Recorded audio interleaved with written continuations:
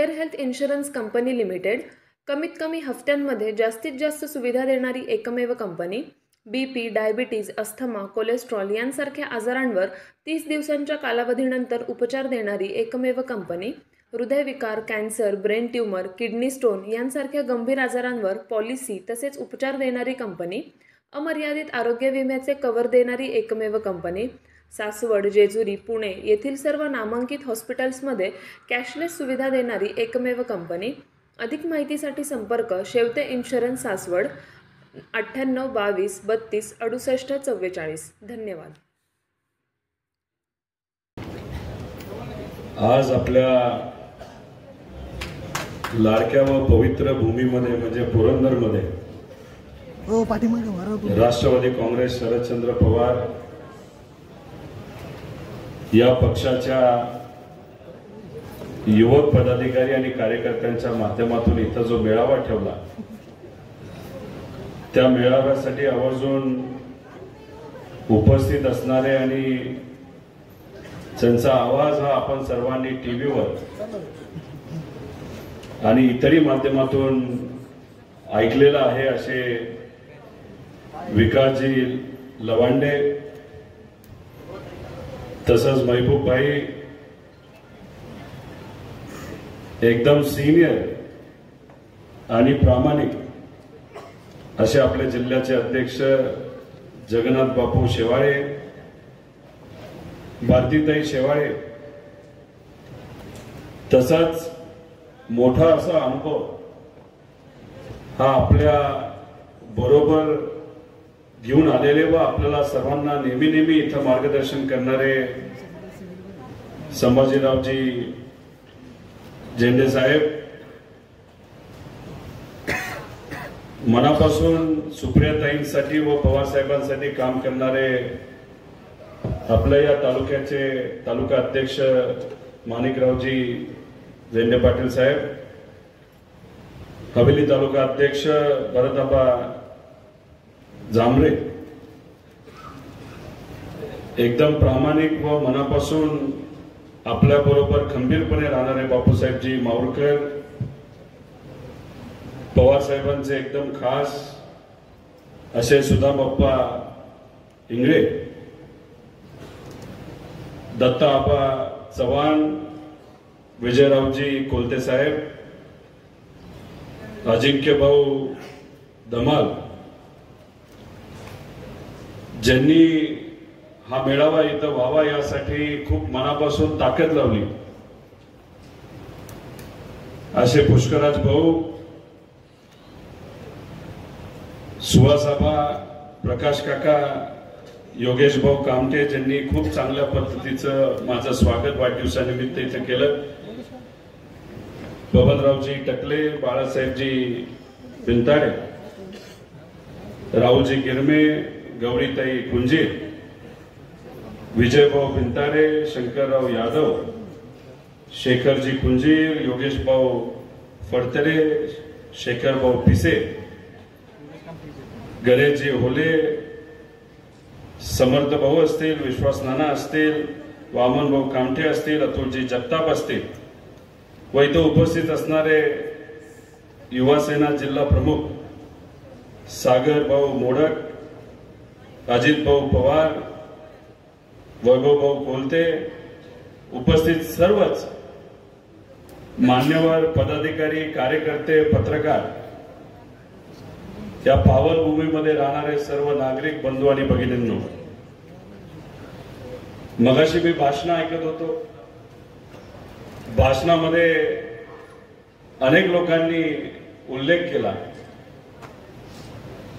की इतर तालुक्यामध्ये जेव्हा आपली पार्टी फुटली होती, पक्ष फुटला होता, इतर तालुक्यातून अनेक पदाधिकारी आणि काही नेते हे विचाराला पवार साहेबांना सोडून हे सत्तेत गेले, पण या परिसरातले जे सर्व पदाधिकारी आहेत त्यांनी विचाराबरोबर आणि आदरणीय पवार साहेबांबरोबर राहण्याची भूमिका जी घेतली, त्याचं मुख्य कारण मला असं वाटतं की या भूमीमध्येच एवढी मोठी ताकद आहे विचाराची ताकद आहे, संतांच्या विचाराची ताकद असल्यामुळे आपण सर्वांचे जे काही लहानपण आहे ते एवढ्या चांगल्या वातावरणामध्ये गेल्यामुळे तुम्ही ही निष्ठेची भूमिका घेतली. मी त्याचं मनापासून स्वागत केलं आणि आदर सुद्धा करतो. संत श्री सोपान काकांची पुण्यभूमी, स्वराज्य रक्षक छत्रपती संभाजी महाराज यांची जन्मभूमी, क्रांती सूर्य महात्मा ज्योतिराव फुले यांचं बालपण या भूमीमध्ये गेलेलं आहे. क्रांतीवीर राजे उमाजी नाईक यांची सुद्धा जन्मभूमी, आचार्य प्रखे अत्रे यांची जन्मभूमी, क्रांतीवीर लवजी वस्ताद साळवे यांची जन्मभूमी, स्वर्गवासी सद्गुरू परमपूज्य श्री नारायणांना महाराज यांची कर्मभूमी. मग एवढे थोर व्यक्ती या भूमीमध्ये जन्मले असतील, त्यांनी कार्य या भूमीमध्ये केलं असेल, तर इथे असलेले सामान्य लोक आणि स्वाभिमानी लोक हे कधीही गद्दारी करणार नाही असा विश्वास अख्ख्या महाराष्ट्राला आहे. आपण जे मत या ठिकाणी मांडलं, एक तुमच्या सर्वांचा कार्यकर्ता म्हणून आदरणीय पवार साहेब असतील, सुप्रियाताई असतील, तुमच्या सर्वांच्या भावना नक्कीच त्यांच्याबरोबर मी पोचवेल असं या ठिकाणी मी नमूद करतो. या महाराष्ट्रामध्ये आपण जर आजची परिस्थिती बघितली तर महाविकास आघाडीसाठी अतिशय चांगली अशी परिस्थिती आहे. अनेक सर्वे जर आपण बघितले, जे आपण केले, त्रेस त्यांनी केले, नाही तर भाजपने सुद्धा केले, त्याच्यामध्ये एकच दिसतंय की कमीत कमी महाविकास आघाडीचे 155 सीट या महाराष्ट्रामध्ये या एका विधानसभेमध्ये निवडून येणार आहे. लोकसभेमध्ये तुम्ही सर्वांनी मिळून काय केला चमत्कार हे सगळ्यांना माहिती आहे. हवेतला चमत्कार नव्हता. तुम्ही कष्ट घेतले, पुढून मोठ्या प्रमाणात पैशाचा वापर केला गेला, दडपशाहीचा वापर केला, गुंडाशाहीचा वापर केला आणि ह्या सगळ्या गोष्टींना पायाखाली तुडवत स्वाभिमान राखत तुम्ही ज्या पद्धतीने लढला, लय भारी वाटलं बघून सगळं. मी खरं तर पुरंदरमध्ये फार कमी आलो, कारण का तुम्ही ज्या पद्धतीने इथे लढत होता, प्रत्येक गावामध्ये जाऊन लोकांशी संवाद साधत होता, संघटनेवर लक्ष ठेवलं होतं. त्यामुळे मला असं वाटलं की बाकी तालुक्याकडे थोडंसं लक्ष द्यावं, पुरंदरकडे कमी दिलं तरी चालेल. माझी आई होती इथं. आता ज्यांनी मला घडवलं, ज्यांनी मला लहानाचं मोठं केलं, अशी माझी आई इथं होतीच तुमच्या बरोबर कार्यकर्ता म्हणून. म्हणजे ती लहान असताना सुद्धा आदरणीय पवार साहेबांचं जेव्हा त्यावेळेस प्रचाराचं असायचं, तेव्हा खरं तर असे स्टिकर नव्हते ना, ते एजन्सी नव्हत्या, स्वतः व तिच्या मैत्रिणी मिळून ते खळ लावायचं आणि असे पेपर तिथं ते चिटकवायचे. असं काम कार्यकर्ता म्हणून माझ्या आईने त्या काळामध्ये केलं होतं. तिच्या स्वप्नात सुद्धा आलं नव्हतं पवारांचं आणि तिचं कुठेतरी नातं येत्या काळामध्ये कधी पुढच्या काही वर्षांमध्ये होणार आहे. असं प्रामाणिकपणे काम केलेलं आहे. आणि ज्या पद्धतीने माझी आई असेल आणि इतरही मान्यवर त्या काळामध्ये आणि कार्यकर्ते ज्या काळामध्ये तिथं पवार साहेबांचं काम करत होते, तसंच तुम्ही सर्वजण आज सुद्धा आदरणीय पवार साहेबांसाठी लढत आहात. हे माझ्यासाठी फार मोठी गोष्ट आहे. पवार साहेबांनी हे सगळं उभं केलं, पण पवार साहेबांनी ह्या सगळ्या गोष्टी उभ्या करत असताना ताकद कोणाची असेल तर ती तुमच्या सर्वांची होती, सामान्य कार्यकर्त्यांची आणि पदाधिकाऱ्यांची. काही प्रमाणात काही गोष्टी आम्हाला आयत्या मिळाल्या होतो. ठीक आहे, जिल्हा परिषद पासून माझी सुरुवात झाली असेल, पण जिल्हा परिषद मध्ये तुमच्यासारख्या लोकांना सुद्धा संधी मिळायला फार संघर्ष करावा लागतो. जिल्हा परिषद मध्ये मी उभा झालो, रोहित पवारकडे बघून कधी मतदान त्यावेळेस झालं नव्हतं. मतदान जर कोणाकडे बघून झालं असेल तर ते आदरणीय पवार साहेबांकडे, सुप्रियाताईंकडे बघून, माझ्या आई वडिलांकडे, माझ्या आजोबाकडे बघून झालं. आणि मग जेव्हा मी निवडून आलो, जसं सागरने मगाशी सांगितलं, पुढच्या पिढीची सुद्धा एक जबाबदारी असते की ज्या कुटुंबामध्ये तुम्ही जन्मता, एकदा ठीक आहे तुम्ही राजकारणात आल्यानंतर जर निवांत घरी बसत असताल आणि काहीच काम करत नसताल तर पुढच्या इलेक्शन मध्ये लोक कधी तुम्हाला निवडून देत नसतात. काम हे करावंच लागतं. आणि जेव्हा मी तिथं जिल्हा परिषद सदस्य झालो त्यावेळेसपासून आतापर्यंत आदरणीय पवार साहेबांच्या मार्गदर्शनाखाली काम करत आलेलो आहे. या परिसरामध्ये जिल्हा परिषदच्या काळामध्ये तुमच्या सर्वांबरोबर मी फिरलोय. आरोग्य शिबिर आपण सर्वांनी मिळून घेतलेली आहेत. क्रिकेटच्या टुर्नामेंट तिथे घेतलेल्या आहेत. सृजनच्या काही कॉम्पिटिशन इथं आपण सर्वांनी मिळून घेतलेल्या आहेत. त्यामुळे इथं फार पूर्वीपासून मी आलेलो आहे. त्यामुळे तुमचं आणि माझं एक वेगळ्या प्रकारचं नातं आहे असं नक्कीच मला तिथं वाटतं. आणि आपल्याला खूप पुढे जायचंय. इथं काही थांबायचं नाही. काही लोक म्हणतात रोहित पवार एवढे शांत का झाले थोडा काळ शांत, थोडा दिवस अजून शांत राहतील. पण जसं तुम्ही कार्यकर्ते सगळ्या गोष्टी हातात घेणार आहात, पदाधिकारी हे सगळ्या गोष्टी हातात घेणार आहेत आणि आदरणीय पवार साहेबांच्या मार्गदर्शनाखाली जसं लोकसभेला आपण लढलो तसं विधानसभेला सुद्धा लढणार आहे. तसंच तुमच्यासारखा हा कार्यकर्ता सुद्धा या महाराष्ट्रामध्ये जिथं कुठं जाईल तिथं आपल्या विचाराचा आमदार हा निवडून आणण्यासाठी प्रामाणिकपणे तिथं काम करणार आहे. त्यामुळे लोकसभेमध्ये जे तुम्ही केलं खरंच जबरदस्त केलं. तुमची लीड म्हणजे 28,000ची लीड वरच्या बाजूला. आणि आमचे भरतआबा आहेत तिथं, अजिंक्य आहेत, बरेच काही काका असतील, बरेच कुटवड भाऊ असतील, हे सगळे इथं आलेले आहेत. त्यांनी सुद्धा जोरात काम केलेलं आहे. खरं तर इथं आलं तर मला आश्चर्य वाटतं खालचा आणि वरचा कशाला, एकच भाग आहे आपला. तिथेही आता 2 लाखाचं मतदान झालं आणि इथं आपल्याला 2.5 लाखाचं मतदान आहे. आणि हे दोन्ही भाग मिळून आपला खासदार नाही तर आपला आमदार हा 100% तिथे निवडून येत असतो. त्यामुळे असा भेदभाव काही करू नका असं म्हणतात आणि म्हणत आलेले आहेत. खालचा भाग म्हणजे भाजपचा पगडा लय भारी आहे. कुठं गेलो की आता 5,000 प्लस. त्यामुळे येणाऱ्या काळामध्ये आदरणीय पवार साहेब जो कुठला निर्णय घेतील इथं जनागोराला तिथं संधी दिली जाईल. तिथून तशीच लीड राहणार आणि इथून सुद्धा तशीच लीड जाणार आणि पवार साहेबांबरोबर आपण सर्वजण प्रामाणिकपणे तिथं उभं राहणार. तुम्ही इथं जी मागणी केली कार्यकर्ता म्हणून मागणी करण्याचा अधिकार आहे. माझ्याही मतदारसंघामध्ये काँग्रेसने मागणी केली, शिवसेनेने मागणी केली. मी तिथं म्हणलो नाही की बाबा ठीक आहे मीच तिथं उभा राहणार. मी म्हणलो ठीक आहे पक्षप्रमुख जो कुठला निर्णय घेतील तो मलाही सुद्धा मान्य असेल. त्यामुळे मी तिथं इच्छुक उमेदवार म्हणून मी तिथं काम करतोय. त्यामुळे तिथं काही हरकत नाही. कारण त्या मतदारसंघामध्ये तिथे असणारे जे पदाधिकारी कार्यकर्ते ज्यांनी लोकसभेमध्ये प्रामाणिकपणे काम केलं आपल्या पक्षप्रमुखाकडे विनंती करणं ही त्यांची जबाबदारी जी आपण सर्वजण त्या ठिकाणी पार पाडतोय. आणि मग ह्या सगळ्या गोष्टी जेव्हा सुप्रियाताई आणि पवार साहेबांकडे जातील ते तिथं बसून इतर जे पक्षाचे नेते आहेत त्यांच्याबरोबर चर्चा करून या परिसराला योग्य असा न्याय देतील. आणि मग तुमचं कुठेतरी ऐकलं जाईल, तुमच्याशी चर्चा केली जाईल. पण शेवटीचा निर्णय हा कोणाचा असतो तो साहेबांचा असतो. तो आपल्या सर्वांना मान्य करावा लागेल. उद्या जाऊन कर्जत जामखेडमध्ये जर त्यांनी निर्णय घेतला की उद्या दुसऱ्या मित्र पक्षाला द्यायचं तिथं त्या पक्षासाठी हा कार्यकर्ता प्रामाणिकपणे काम करेल. पण जो कुठला व्यक्ती असेल त्या भूमीला एकदम प्रामाणिक असणार, विचाराला प्रामाणिक असणं फार महत्वाचं आहे. का ही भूमी पवित्र आहे. माझ्या मतदारसंघातली भूमी पवित्र आहे. ही महाराष्ट्रातलीच भूमी पवित्र आहे. आणि या भूमीमध्ये वेगळी ताकद असल्यामुळे दिल्लीचे जे कुठले नेते इथे येऊन इथं असणाऱ्या मोठ्या मोठ्या नेत्याच्या विरोधात बोलून नाहीतर इथं महान व्यक्तींच्या विरोधात अवमान त्या ठिकाणी करून सुद्धा त्यांना काय मिळतं तर भोपळा मिळतो हे आपण सर्वांनी बघितलंय. कारण इथली लोक ही स्वाभिमानी लोक आहेत आणि हे जे दिल्लीवरून येणारी लोक आहेत आणि त्यांचा जो पक्ष आहे जो वेगळा विचार आपल्या इथं रुजवण्याचा प्रयत्न त्या ठिकाणी करत आहे त्याला इथली लोक कुठेही थरा लावून देणार नाही. नाहीतर त्यांची जागा त्या ठिकाणी दाखवून देतील. ही महाराष्ट्राची ताकद आहे आणि हीच या विधानसभेमध्ये आपण सर्वांनी कुठेतरी मनामध्ये खरं तर ठेवावी. विषय अनेक आहेत, बरंच काय बोलू शकतो. पण युवा म्हणून इथे एवढंच सांगतो आपल्याला असं वाटतं की आपण युवा आहे काही करू शकतो.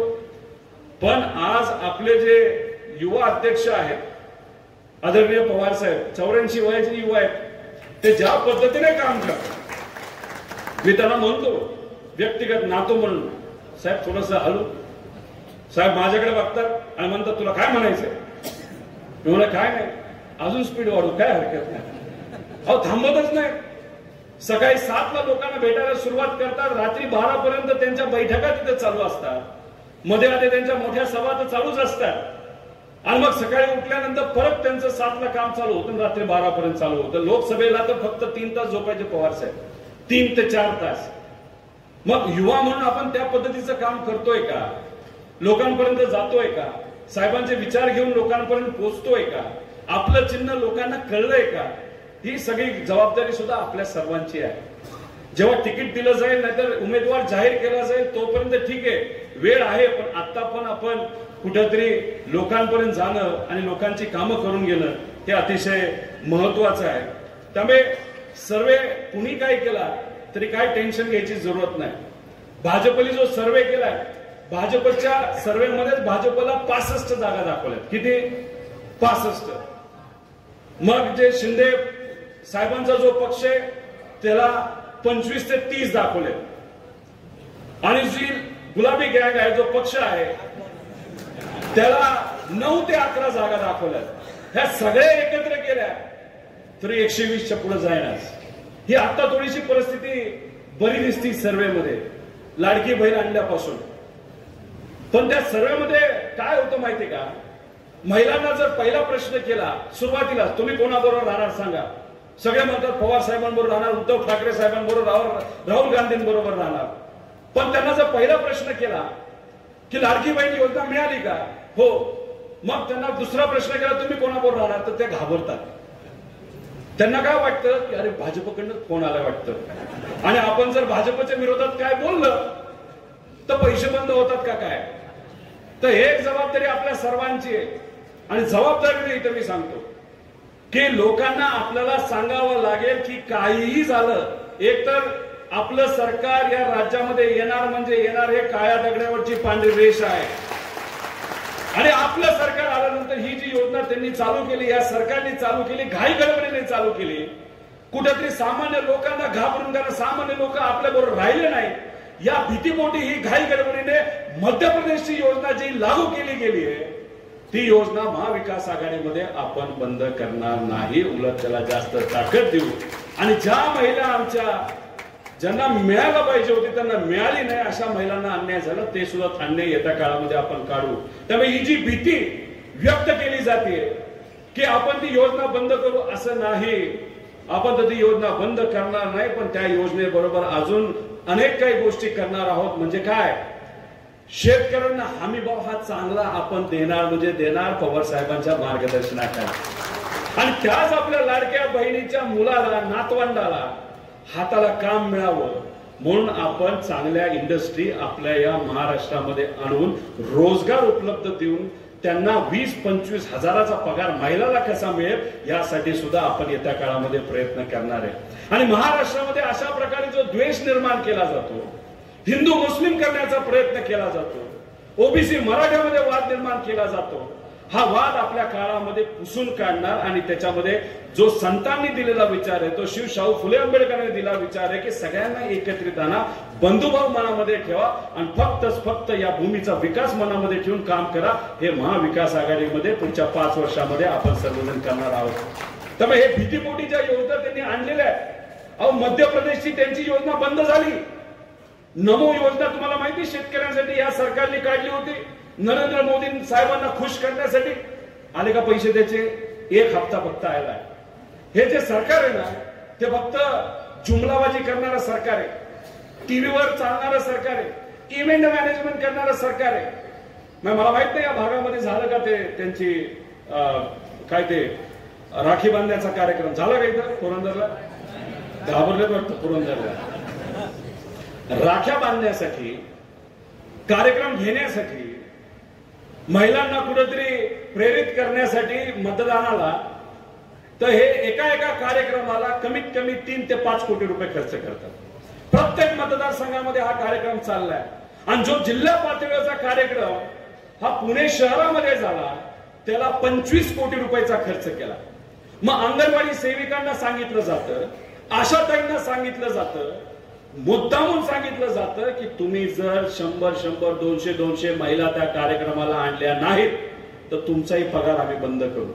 अशा प्रकारची दडपशाही केली जाते. म्हणून महिला तिथं जातात आणि महिलांना सुद्धा कुठेतरी भीती वाटते की आपली योजना बंद होते का काय. त्यामुळे त्यांना आश्वासित करा महिलांना, अजिबात नाही. ठीक आहे, काही लोकांना बोलता येत नसेल तर बोलू नका म्हणावं, अंगणवाडी सेविकांना आशात आहे. पण काही इतर महिला असतील, आपल्या घरच्या ज्या महिला असतील त्यांना तरी आपल्याला सांगण्याची जबाबदारी आहे. त्यामुळे ह्या गोष्टी लक्षात ठेवून येत्या काळामध्ये आपल्या सर्वांना या सरकारच्या विरोधात तिथं काम करायचंय. आणि मी आपल्या सर्वांना इथं विचारतो, पवार साहेबांचा वाढदिवस कधी आहे? कधी? इलेक्शन कधीपर्यंत होईल? अरे कन्फ्युजन नका ठेवू. दसरा झाला की आचारसंहिता लागते. दसऱ्यात पण काहीतरी देतील ना पाकिट वगैरे. ते काय पाकिट मध्ये तसं नाही, मिठाई मिठाई का. आता हे बघा काय चाललंय की पीडब्ल्यूडीचा निधी हा दिला जात नाही, पीडब्ल्यूडीला पैसे मिळत नाही. कॉन्ट्रॅक्टर पीडब्ल्यूडीच्या आत्महत्या करायला बसलेले आहेत. म्हणजे जो रोडला लागणारा पैसा आहे, बिल्डिंगला लागणारा पैसा आहे, हॉस्पिटल बांधायला लागणारा पैसा, हा सगळा त्यांनी आता थांबवलेला आहे. स्वस्त धान्य दुकानामध्ये सुद्धा जे धान्य दिलं जात होतं त्याला सुद्धा एक एक दोन दोन महिने हळूहळू तिथं दिलं जात आहे. नमो योजनासारख्या योजनेला सुद्धा पैसा दिला जात नाही. समाज कल्याणाला जो लागणारा पैसा आहे तो रोखला गेला आहे. महिला बाल विकासला जो निधी लागतो वेगळ्या कामासाठी तिथेही तो पैसा रोखला गेला आहे. ड्रीपला पैसे शेतकऱ्याला मिळत नाहीत. तिथं जे मेकनायझेशन आहे ना, ते ट्रॅक्टर अवजारं जे सरकारकडनं मिळतात त्याला सुद्धा आता पैसा दिला जात नाही. जल जीवन योजना जी अख्ख्या मतदारसंघामध्ये तिथं चालली नाही तर महाराष्ट्रात चालली, ते जे हप्ते थांबवण्यात आले आहे. आणि त्यांना काय करायचंय, फक्त इलेक्शनच्या आधी तुमचा पैसा म्हणजे टॅक्स दिलेला पैसा जो तुमचा सामान्य लोकांचा पैसा आहे तो पैसा कशासाठी वापरायचा आहे, तर कुठेतरी लोकांना मोफत गोष्टी देऊन फक्त मत विकत घ्यायचे. आणि एकदा मत विकत घेतल्यानंतर सरकारमध्ये परत आल्यानंतर सगळ्यांना विसरून जायचं आणि त्यांचं काय चालू ठेवायचं, तर फक्त भ्रष्टाचार चालू ठेवायचा आहे. हे त्यांचं काम आहे. त्यामुळे आपल्या सर्वांची जबाबदारी की पवार साहेबांचा वाढदिवस हा 12 डिसेंबरला आहे. 16 नोव्हेंबरला मतदान होणार आहे. हे 12 डिसेंबरच्या आधी 16 नोव्हेंबरची तारीख आहे. तर पवार साहेबांना वाढदिवसानिमित्त आपण काय देणार? काय देणार? राज्यामध्ये सरकार देणार का नाही देणार? बर, पवार साहेब तरुण आहे पण तरी त्यांचं वय काय? किती? 85. तर 85 आमदार आपण निवडून आणायचे का नाही आपल्या पक्षाचे? बस असं गिफ्ट देऊ ना. अरे माझ्याच तिकिटाची मी वाट बघतोय तर सांगतो ना आता तुम्हाला. पण मी काय सांगितलं, मी कार्यकर्ता आहे. कार्यकर्त्यांच्या भावना कळाल्या. जसं गाडीत बसेल आदरणीय जयंत पाटील साहेब असतील, सुप्रियाताई असतील, पवार साहेबांना तुमच्या भावना त्या ठिकाणी मी सांगणार म्हणजे सांगणार. पवार साहेबांचा अनुभव, पवार साहेबांचा अभ्यास हा आपल्या सर्वांपेक्षा मोठा आहे का नाही? या व्यासपीठावर तुम्ही सर्व, नाहीतर हे जे नेते आपल्या पक्षाचे घ्या नाही तर दुसऱ्या पक्षा, सगळ्यांना एकत्रित केल्यानंतर सगळ्यात जास्त अनुभव कोणाचा येतो? साहेब जो निर्णय घेतो तो योग्यच असेल का नसेल? बरोबर का नाही? मग ठरलं ना, मी सांगलो, मी ते बोलतो ना. पण मग गिफ्ट द्यायचं का नाही 85चं? मग तुमचे नाते संबंध इकडे तिकडे असतील का नाही? आता मी इथं जेव्हा फिरतो तेव्हा काही संघटना मला भेटतात, वेगळ्या वेगळ्या संघटना, शेतकरी, कष्टकरी सगळे. त्यात एक संघटना आहे पवार आडनावाची, माहित नाही का? ते मला म्हणाले की आमची संघटना आहे. म्हणलं काय? मला असं वाटलं की 5-6 हजार लोक असतील. म्हणलं किती लोक आहेत? ते म्हणले 25,000. म्हणलं कुठं? अख्ख्या महाराष्ट्रात का कुठं? ते म्हणले नाही तर फक्त पुरंदरमध्ये 25,000. म्हणजे मला सांगायचं काय, ठीक आहे आडनाव बंधू असते पण ह्या सगळ्यांना कुठं ना कुठं तरी म्हणजे तुमचे नाते संबंध ज्या ज्या तालुक्यात आहेत, ज्या ज्या जिल्ह्यात आहेत, तिथं कुठं ना कुठेतरी आपल्याला सांगावं लागेल. आणि हे जे सरकार आहे, जे भ्रष्ट सरकार आहे, यांना हद्दपार करण्याची वेळ खऱ्या अर्थाने आलेली आहे. अहो कुठं कुठं पैसा खाल्लाय? अहो खेकड्यासारखे नुसतं पोखरतायत. अँब्युलन्स माहिती का? 108ची अँब्युलन्स माहिती का नाही आपल्याला? कोणासाठी? श्रीमंतासाठी का गरीबासाठी? नवीन कॉन्ट्रॅक्ट दिला 10 वर्षासाठी. त्यात किती भ्रष्टाचार करायला निघाले होते माहिती का? 6,000 कोटी. किती? हे विकास भाऊ लवांडे दिसतात का इथं? हे कोर्टात गेले, कोर्टाच्या समोर सगळं आलं आणि कोर्टाने स्वतः म्हणले की विकास लवांडे साहेब तुम्ही बाजूला व्हा, आता हा विषय आमचा आहे. कोर्ट आली तिथं सरकारला आता धारेवर धरला आहे की 6,000 कोटी अतिरिक्त तुम्ही का देतो का? दखल घेतली त्यांनी त्याची. अहो समाज कल्याण विभागामध्ये जिथे गरीबाच्या पोरांना अन्नधान्य दिलं जातं त्याच्यामध्ये यांनी पैसे खाल्ले. तो अहो पवार साहेबांना सोडून गेलेले जे काही नेते ना कोल्हापूरचे, त्यांची कंपनी आहे लेबरची आणि सप्लायची, त्यांनी किती किती कोटी खाल्ले आदिवासी समाजामध्ये आणि एससी समाजाच्या मुला मुलींच्या भोजनामध्ये 200 कोटी रुपये खाल्ले. आणि हे म्हणतात आम्ही विकासासाठी गेलो. कसला विकास? स्वतःचा विकास का लोकांचा विकास? आंबेगावचं दूध प्रसिद्ध आहे, तिथे जाऊन मी बोलेल. त्यामुळे हे जे काय, मी स्वतः 50,000 कोटीचा या सरकारने केलेला भ्रष्टाचार पुढे आणलेला आहे. आपले नॅशनल हायवे इथं होत आहे, -20% काम आहे. 30% मायनस काम आहे नॅशनल हायवे गडकरी साहेबांचं. आणि राज्यामध्ये जे MSRDC आहे आणि आपला खालच्या भागातून जो काय चाललाय तो लिंक रोड, तो किती टक्के दिला माहितीये का? +40%. किती? +40%. म्हणजे नॅशनल हायवे -30%. आणि इथे MSRDC आणि हा सगळा जो रोड आहे +40%. आणि त्याच्यामध्ये जाणाऱ्या ठराविक लोकांच्या जमिनी वेगळ्या. त्याच्यात त्यांनी किती काढले? 7,000 कोटी रुपये काढले. MSRDC मध्ये मोठा भ्रष्टाचार झाला. अहो, हे जो समृद्धी मार्ग आहे ना, ज्याला आपण नागपूरकडे जातो, चांगली गोष्ट आहे, आम्ही त्याचा विरोध करत नाही, असा विकास झाला पाहिजे. त्याच्यामध्ये एका अधिकाऱ्याने 3,000 कोटी रुपये खाल्ले, मंत्र्याचं सोडा. आणि त्याच्यातून जो पैसा मिळाला तो गुजरातच्या त्यावेळेसच्या इलेक्शन मध्ये वापरला गेला बीजेपीला सत्तेत आणण्यासाठी. हे सत्य आहे. मी बोललोय, मी असंही बोललोय, जर मी खोटं बोलत असेल तर बसा, आपण त्याच्यावर चर्चा करू. पण नाही ना, आपल्यात जी हिंमत ती त्यांच्यात कुठे हिंमत आहे. म्हणून त्यातले मोठे मोठे नेते दिल्ली समोर चुकतात. बरोबर का नाही? तिकीट मागायला सुद्धा दिल्ली समोर चुकावं लागतं. इतर जे काय गोष्टी असतात, त्यांच्या पार्टीचे विषय असतात, त्यासाठी कुठेतरी दिल्ली समोर त्यांना झुकावं लागतं. दिल्ली करून आता भिगी बिल्ली झाली अशी परिस्थिती आहे त्यांची. म्हणजे यांना शेतकऱ्याच्या भाकरीसाठी, युवांच्या नोकरीसाठी दिल्ली समोर काही झुकता येत नाही. पण स्वतःच्या लाडकी खुर्चीसाठी हे मात्र दिल्ली समोर झुकायला तयार आहे. आपल्यात त्यांच्यात काय फरक आहे? आपण स्वाभिमानी मराठी माणसं आहोत, या महाराष्ट्रातली माणसं आहोत, आणि आपण कधी दिल्ली समोर झुकत नाही. ही गोष्ट कुठेतरी आपण सर्वांनी लक्षात घेतली पाहिजे, असं माझ्यासारख्याला त्या ठिकाणी वाटतं. अहो, यांनी भ्रष्टाचार काय लेवलला नेला माहिती का? छत्रपती शिवाजी महाराजांच्या स्मारकामध्ये यांनी 2 कोटी रुपये खाल्ले. मोदी साहेबांना लँड करण्यासाठी 3 कोटीचा खर्च त्यांच्या हेलिपॅडसाठी, आणि छत्रपती शिवाजी महाराजांच्या स्मारकासाठी 2.5 कोटी. आणि त्याच्यात सुद्धा ह्यांनी किती मलिदा खाल्ला? तर 50%. जी घटना घडली, अतिशय दुर्दैवी घटना घडली, अख्खा महाराष्ट्र हादरला होता. अहो, तसंच पिंपरी चिंचवडमध्ये छत्रपती संभाजी महाराजांच्या पुतळ्यामध्ये सुद्धा या लोकांनी पैसा खाल्लाय, मलिदा खाल्लाय. अहो, ह्यांना लेवल काय लेवलला जायचं हे कळत नाही. अहो, तुकोबारायांचा अवमान केला तेव्हा ह्यांची लोक शांत बसली. अहो, डॉक्टर बाबासाहेब आंबेडकरांचा अवमान झाला, तिथं कर्मवीर भाऊराव अण्णांचा अपमान झाला, हे लोक शांत बसली. या वृत्तीच्या लोकांना कुठेतरी पायाखाली तुडवावंच लागेल असं माझ्यासारखीला त्या ठिकाणी वाटतं. त्यामुळे तुम्ही सर्वजण एकत्रित येऊन आपल्या या तालुक्यामध्ये आपल्या विचाराचा आमदार कसा निवडून देता येईल यासाठी नक्कीच प्रयत्न कराल असा विश्वास या ठिकाणी व्यक्त करतो. त्यामुळे अनेक मुद्दे आहेत आणि अनेक विषय आहेत. त्याच्याच बरोबर काही लोक टीव्हीवर लय जास्त दिसतात, काहींची विचाराची उंची लय बुटकी आहे, असे 4-5 टाळकी.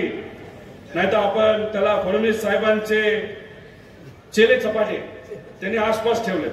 फडणवीस साहेब लय हुशार आहेत, ते स्वतः काहीच बोलत नाही, पण ते काय करतात, आसपास 4-5 लोक ठेवतात आणि ते सांगतात, ए चल फायर, चल बोल, नाहीतर राजकीय दृष्टिकोनातून भुंकायला सुरुवात करा. आणि ते 4-5 लोक पद मिळेल, आमदारकी मिळेल, कुठेतरी काहीतरी अशी राजकीय भाकरी मिळेल यासाठी ते तिथं बोलतात. आणि मग जे काय राजकारण केलं जाते ना, तर राजकीय पातळीची खालच्या लेवलला देऊन गेली जाते. हे जे काय चेले चपाटे आहेत त्यांची लेवल तरी आहे का पवार साहेबांवर बोलण्याची, सुप्रियाताईंबद्दल बोलायची?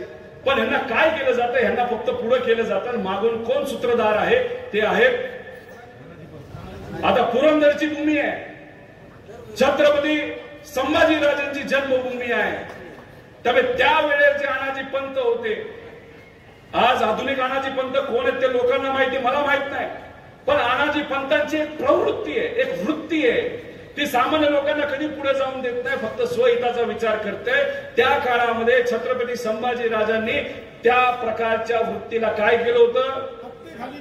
काय केलं होतं?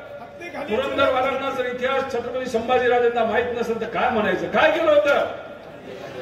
आता त्या गोष्टी आपल्याला करता येत नाही, पण लोकशाहीच्या माध्यमातून पायाखाली तुडवायचं का नाही तुडवायचं?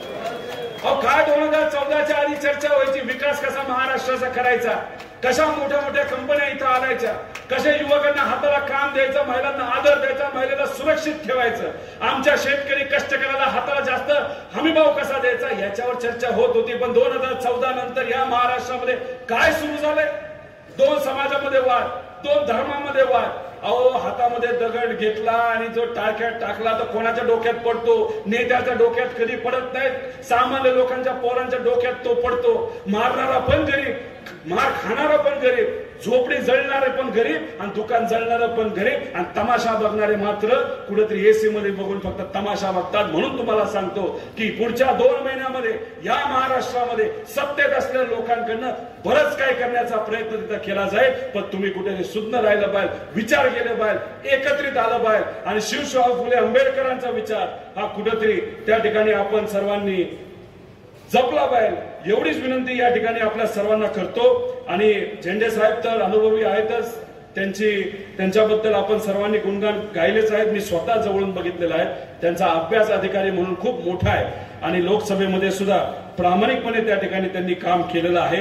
त्यामुळे त्यांचं काम आणि त्यांचं कार्य, त्यांचा अनुभव, त्यांचे विचार हे जेवढे मला माहिती आहे त्याच्यापेक्षा मला कुठेतरी असं वाटतं की 10 पटीने जास्त झेंडे साहेबांची माहिती या आदरणीय पवार साहेबांना आहे. आणि त्यांची जी काय चर्चा तुम्ही झाली असावी ती त्यांना त्या ठिकाणी नक्कीच माहिती आहे. त्यामुळे मी जास्त बोलून आपल्या सर्वांचा जास्त वेळ घेणार नाही. फक्त एक विनंती करणार आहे. माझा पुण्यामध्ये एक कार्यक्रम, त्या कार्यक्रमासाठी मला जायचं म्हणून मी काही गडबडीने इथं भाषण उरकलं. आता काय झालं, राजकारण जेव्हा सुरू केलं तेव्हा 5 मिनिटाच्या पुढे मी काय बोलत नव्हतो.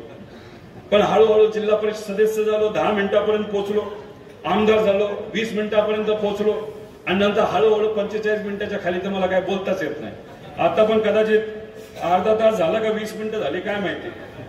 त्यामुळे अजून खूप काय बोलू शकतो पण मला पुढे जायचंय. मला खरं तर शेवट बोलायचं होतं कारण मला अनेक मान्यवरांचं भाषण ऐकायचं होतं. पण आता आपल्या सर्वांना जगन्नाथ बापू तिथं बोलणार आहेत, मेहबूब भाई बोलणार आहेत. सगळ्यात चांगलं भाषण विकास भाऊंचं आहे. लय आक्रमक भाषण असतं त्यांचं आणि अभ्यासू भाषण असतं. त्यामुळे ह्या सगळ्या गोष्टी आपल्याला ऐकावं लागणार. ऐकणार का नाही ऐकणार? ऐकणार का नाही ऐकणार? शेवटपर्यंत थांबणार ना? नक्की का? काय राव, आवाज काय वाटेणार राव. मला मगाशी त्यांनी सांगितलं पण तसं काय करू नका. आपण इथं प्लीज शेवटपर्यंत थांबवावं. मला असं वाटतं मोठी सभा झाली, कार्यकर्ता मेळावा ही काही सभा नव्हती. ह्याच्या पुढेही ज्या काही सभा होतील त्या अजून मोठ्या असतील. पण तुम्ही कार्यकर्ता म्हणून आदरणीय पवार साहेबांबरोबर प्रामाणिकपणे राहिलात आणि सुप्रियाताईंना खूप चांगल्या पद्धतीने तुम्ही इथून लीड दिली. त्यामुळे सुप्रियाताईंच्या वतीने, आदरणीय पवार साहेबांच्या वतीने आणि अख्ख्या महाराष्ट्राचं आणि अख्ख्या देशाचं लक्ष या मतदारसंघावर होतं. त्यामुळे अख्ख्या स्वाभिमानी महाराष्ट्राच्या नागरिकांच्या वतीने आणि अख्ख्या भारताच्या वतीने मी मनापासून आपल्या सर्वांचा आभार व्यक्त करतो. कारण का जो कुठला विजय इथून सुप्रियाताईंचा झाला त्याच्यामध्ये साहेबांचं काम, सुप्रियाताईंचं काम आणि सगळ्यात महत्वाचं म्हणजे तुम्ही ज्या पद्धतीने प्रामाणिकपणे तिथं लढलात त्यामुळेच सुप्रियाताईंचा विजय इथं झाला आणि प्रत्येक खासदाराचा विजय या महाराष्ट्रामध्ये तिथं झालेला आहे. याच्या पुढे अशाच पद्धतीने प्रत्येक आमदाराला आपला ताकद द्यायची आणि आपल्या विचाराचे जास्तीत जास्त आमदार येऊन आपल्या विचाराचं सरकार या महाराष्ट्रामध्ये येऊन जे कुठली राहिलेली कामं आहेत ती येत्या काळामध्ये आपल्याला पूर्ण करायची. आणि लोकसभेमध्ये फिरत असताना इथं जे काही तुम्ही पाण्याबद्दल आणि मोठे मोठे विषय तिथं सांगितले ते पवार साहेबांबरोबर बैठकीमध्ये आले. सीएम साहेबांना सुद्धा त्या बाबतीतलं पत्र आदरणीय पवार साहेबांनी दिलेलं आहे. त्यात आम्ही स्वतः लक्ष देऊन आहोत. एवढंच या ठिकाणी आपल्या सर्वांना सांगतो आणि आभार व्यक्त करतो आणि थांबतो. जय हिंद, जय महाराष्ट्र, रामकृष्ण हरी.